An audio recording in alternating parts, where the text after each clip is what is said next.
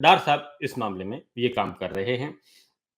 اور تو اس کے بعد وہاں پہ ڈاکٹر عافیہ صدیقی صاحب کا معاملہ ہوا، سوال ہوا، اور اٹلانٹک کونسل میں سوال ہوا، سوال تھا۔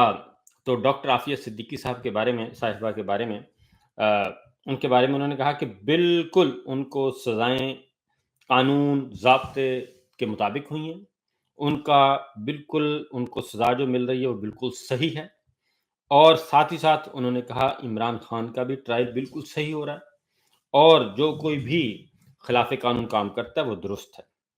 تو عافیہ صدیقی صاحبہ کے بارے میں یہ بتا دوں کہ پہلی بات ہے کہ پرویز مشرف صاحب کی کتاب پڑھ لیں، اور انہوں نے کتنے لوگوں کو حوالے کیا امریکہ کے اس زمانے میں، اور کس طریقے سے دیا۔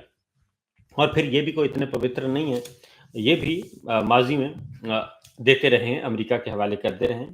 ان میں ایمل کانسی تھے، ان کو حوالے کیا تھا انہوں نے، ایک اور میرے ذہن سے نام نکل گیا، وہ بھی انہوں نے حوالے کیا تھا امریکہ کے، اور یہ امریکہ کے حوالے کرتے رہتے ہیں، کوئی اس میں کوئی بڑی بات نہیں ہے، یہ آرام سے کرتے ہیں اور پیسے لے کے کرتے ہیں۔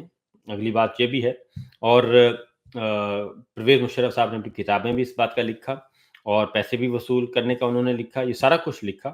تو اس لیے تو ڈاکٹر بابر اعوان صاحب ہیں، سینئر قانون دان ہیں، انہوں نے اس بات کو انفولڈ کیا، اور انہوں نے بتایا، انہوں نے کہا جی عافیہ صدیقی کو اغوا کر کے امریکہ منتقلی بے شرمی تھی، کیونکہ ان کو کراچی سے وہ اسلام آباد آ رہی تھیں، تو اس وقت ان کو اٹھایا گیا تھا، اور اٹھا کے ان کو امریکہ کے حوالے کیا گیا۔ امریکی حکام ان کو لے کے گئے تھے افغانستان، افغانستان سے لے گئے امریکہ، اور وہاں پہ سزائیں سنائی گئیں۔ تو یہ صورتحال ہے۔ اور اس کے بعد